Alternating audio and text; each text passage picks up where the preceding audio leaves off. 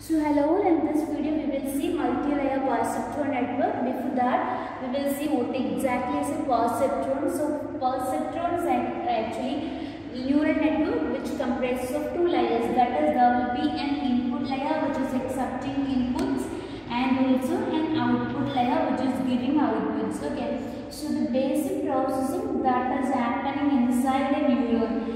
So hope you already know that a neuron here is simulating the behavior of neurons inside the human brain. That is why the name neuron. The neurons in the human brain contains axons, dendrons and synapses to perform information processing, right? So here also the artificial neuron also have inputs and outputs. Okay. So the inputs are connected to the neuron via weights.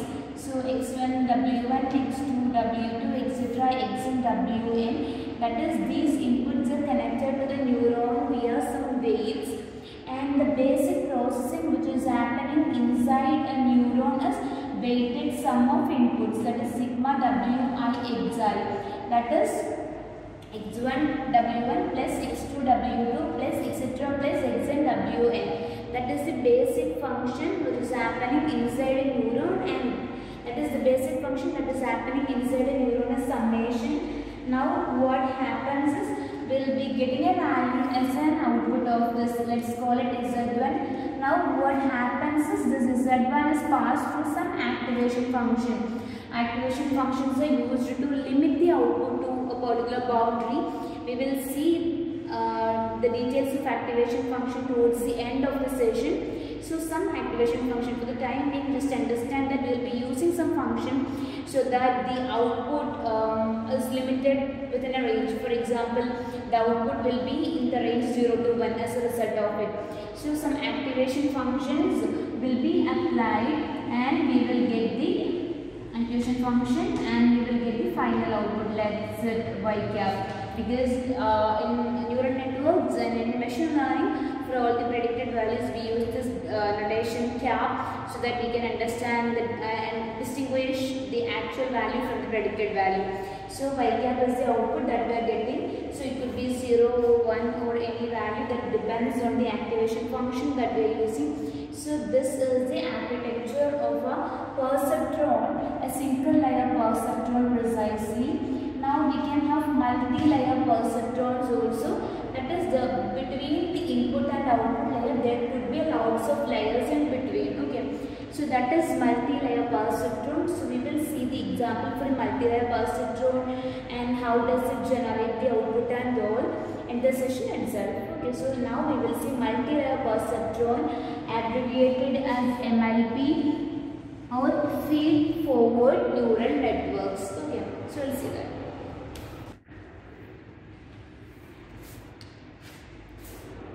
So here is an example of a multi-layer perceptron. It is multi-layer in the sense that it is having an input layer here, it is having a hidden layer here and an output layer. So it is having more than two layers. That is usually perceptron. So single layer perceptron will have an input layer and an output layer, but in case of multi-layer perceptron, in between the input and output layers we can have any number of hidden layers. So here we have just one hidden layer. So we have input layer, hidden layer and output layer. Now this is the input layer which is accepting the inputs. So 0 and 1, the vector 0, 1 is our input vector. So we are feeding those values into different neurons in the input layer. So 0 is fed to this neuron and 1 is fed to this neuron. Now again there are weight vectors connecting the input layer and hidden layer. That is the connection between input layer and hidden layer, or one layer to the next layer is using weights. So the weight value which is connecting is x1 and z1 is 2. We are calling it w11 for easy reference.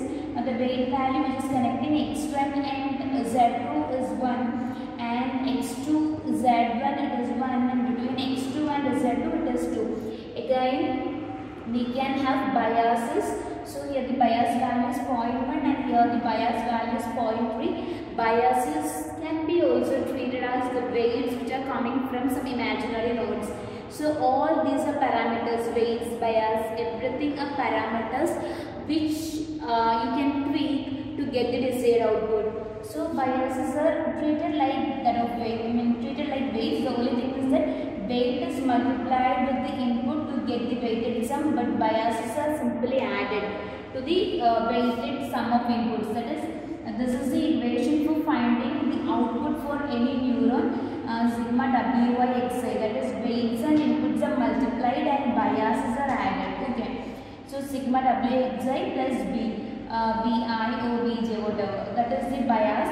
So this is how we find the output of each and every neuron before applying the activation function. Now Z1 is connected to the outer layer Y by the weight 0.4. Now Z2 is connected to Y by the weight W4, and Y the output layer, this is the output layer, and Y also has a bias of 0.4 coming to it. So this is the very general structure. I have taken a very typical example, and this is the general architecture for a multi-layer perceptron. That is, we have input layer, one or more hidden layers, and an output layer. So this is multi-layer perceptron. Now we will see how the multi-layer perceptron in this case is generating an output. That is, when we give 0.0 and 0.0 and 1.0 as the input, how does this neural network or how does this MLP generates its output? Okay. So basically what happens is we are taking the weighted sum of inputs and biases. Okay, so for the neuron X1, the output of neuron X1, let's call it H1, is, or precisely the input which is coming to Z1. The input given to Z1 is actually the weighted sum of the inputs coming to it. So I am calling it H1. So the input of Z1 is actually the weighted sum of inputs and the bias. So the weighted sum, the first weight coming to it is 2 and the associated input is 0.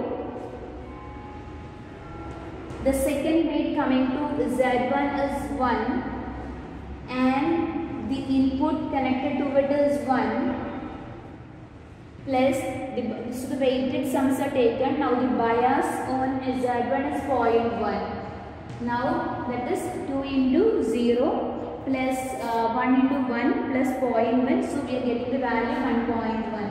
Now the thing is, we have to apply some activation function so that the output range is limited, because this value, you know that if any of these parameters are really high, we can get any value here. So to limit that value, we can use some activation function. So one of the very common activation function that we are using is sigmoid activation function. So the formula of sigmoid, that is the output of sigmoid is 1 plus 1 by e raised to minus z. That is, this is the output of sigmoid if we are processing the value z. So I will explain sigmoid after completing this example. So please do wait. So after applying sigmoid function on H1, the output is Z1. Let's call the output of Z1 as 1 divided by 1 plus e raised to minus 1.1, because that is the equation. Okay. I will explain the equation after this session. So it is 1 divided by 1 plus e raised to minus 1.1 and that is 0.750.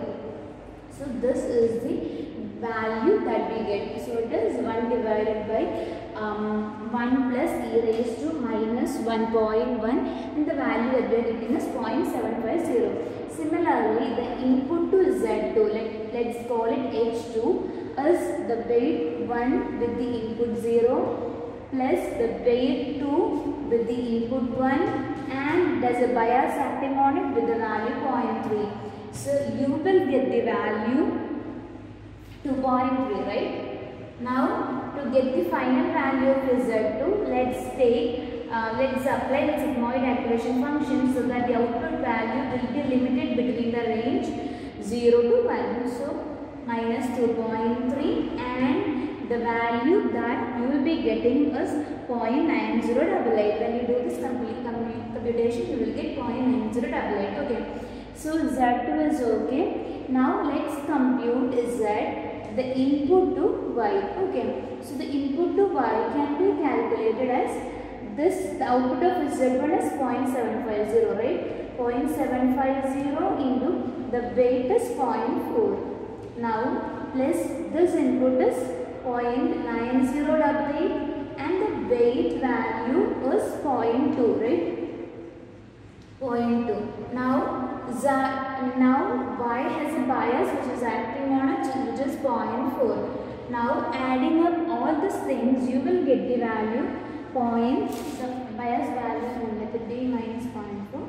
So the value that you will be getting is, because biases can even be negative, so the value that you are getting is 0.0817. Now as usual, let's take the sigmoid. So y cap, the predicted output is 1 divided by 1 plus e raised to minus 0.817. Okay, the value that we got there. So which is 0.520. So this is the output that is generated by this particular neural network if we are using sigmoid activation function. So sigmoid activation function is used to get the limit and output to the range 0 to 1. Okay, so 0.520 is the output that we obtain here, and when we analyze the error of the network, the computation that we use is, in case of NLPs and all, the general computation that we use is error is y minus y cap the whole square divided by 2. We are using this 2 in the denominator so that when we differentiate it, we will need to differentiate it. We will see that by discussing backpropagation algorithm. So this parameter will get cancelled, and that is why we are using it. So here the error value is, if the expected output is 1, assume that we are expecting an output of 1 in the output. So 1 minus 0.520 divided by the whole square divided by 2, which is equal to 0.1152. So this is how we find out the error of the network in this case. So hope the general working of a multi-layer perceptron network is clear.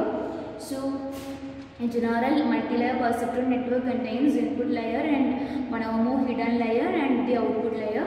So each neuron find out the weighted sum of inputs plus bias, and we apply a proper activation function so that we get the output. We can limit the output to the range 0 to 1 or minus 1 to 1 or any range that we really need. So here I have shown the example using sigmoid activation function, which is phi of z is equal to 1 divided by 1 plus e raised to minus z.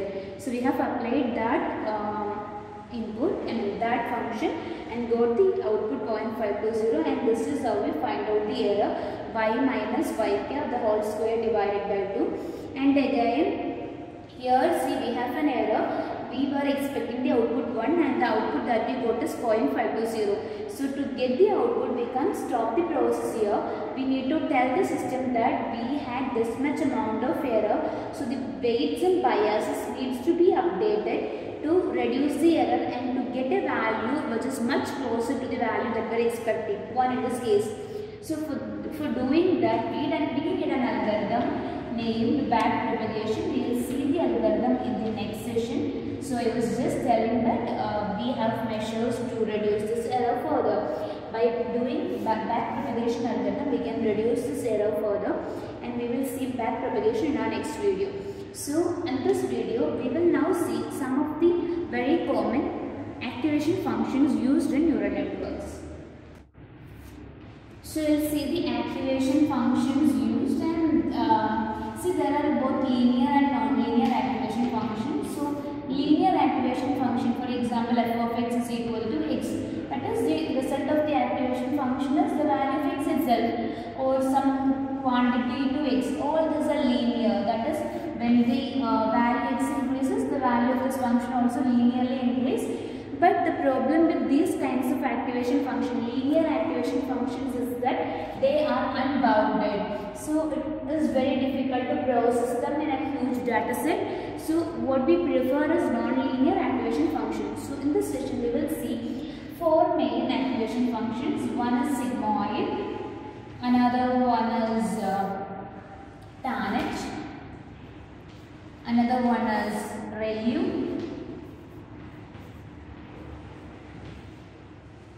and another one is softmax.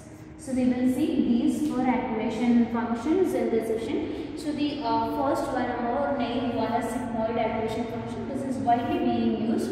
So it is an S-shaped function, and the equation, as you have just seen in the earlier example, is phi over z. That is, if you are applying activation function on z, the value will be 1 plus e raised to minus x. So the range of this function is 0 to 1. Both 0 and 1 are excluded. As you know, this is open interval. So 1 and 0 are excluded. So this is the range of this function. And the curve of the function, when you apply it, it will be looking something like this. That is, it is an S-shaped curve. So the when the input is towards the positive infinity, the value of this function will be 1. When the input is very negative and closer to negative infinity, the value of the function will be 0. So the range of this function is 0 and 1. So since it is 0 and 1, since the range of the function is 0 and 1, we are using it very widely for applications which are used to predict probability. Because you know that probability values always lie between 0 and 1, right? So to predict, sigmoid activation function is mainly used to predict probability. Okay. So next we will see tanh activation function. So the use of tanh activation function is that sigmoid activation function can take only values in the range 0 to 1. So what if we need negative values also? For example, especially in the case of a binary or multi-class classification, we may need some negative values also to make better sense.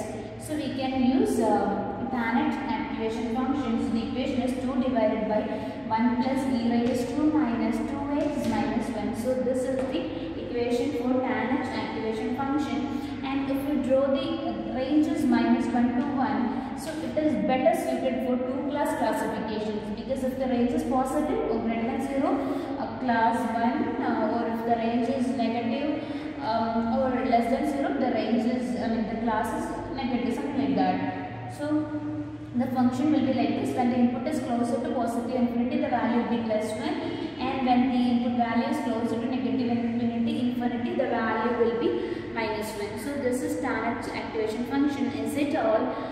This is better suited for multi-class classification problems. So next is ReLU. ReLU stands for rectified linear union, and the range of ReLU is 0 to infinity. Okay, the range of ReLU is 0 to infinity is the range, and then the equation is phi over z is z if z greater than 0, 0 if z less than 0. That is, all the values which are greater than 0 will be the value itself, and if the value is less than 0, the value will be converted to 0. That is, f of phi of z is equal to z if z is greater than 0. The exact value will be taken as the output of the function, but if the value is negative, 0 will be taken as the output. So that is ReLU. We also have leaky ReLU as well. Leaky ReLU is actually used to resolve this problem. That is, all the negative inputs are converted to 0. So that will not be better. That will not be good in some applications. So leaky ReLU, it includes a leak here. That is in this direction. When it is less than 0, the value will be some function of x. For example, a of x, where a could be very small value like 0.01 or something like that.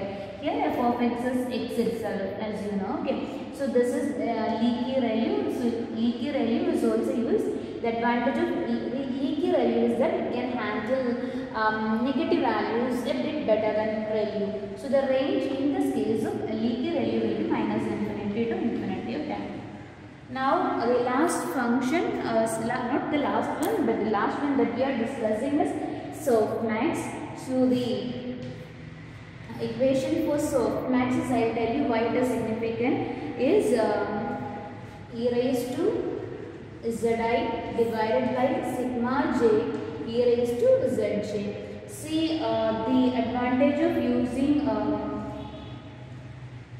softmax is that it can be used better for multi-class classification, because see, in case of sigmoid, what happens is it assumes each value to be very independent, each probability to be very independent. For example, in a multi-class classification, assumes that an animal's image that we have given as the input to the system could be dog, cat, or rat. Okay. So, in case of sigmoid activation function, it assumes all the probabilities to be very independent. That is, the probability of it being dog is doesn't depend upon the probability of cat, and that doesn't depend upon the probability of rat. But we know that that is not realistic, because if it is dog, it cannot be cat or rat. So thus probabilities are very exclusive, right? So softmax activation function considers those. For example, it calculates the probability of being dog as e raised to the probability of being dog divided by sigma, the probability of being cat, the probability of being dog, or the probability of being a rat. So it understands that these probabilities could be very dependent on each other, because if it is a dog, it cannot be cat or rat. So that relationship was better processed by softmax, and that is why it was used for multi-class classification, and sigmoid is better used to predict probabilities. Okay, so softmax can be better used for multi-class classification. And of these activation functions, ReLU is one of the most widely used activation function in machine learning, maybe because of its simplicity to handle things. So this is all about activation functions. So in the next video, we will see back propagation in neural networks, so that we can reduce the error and correct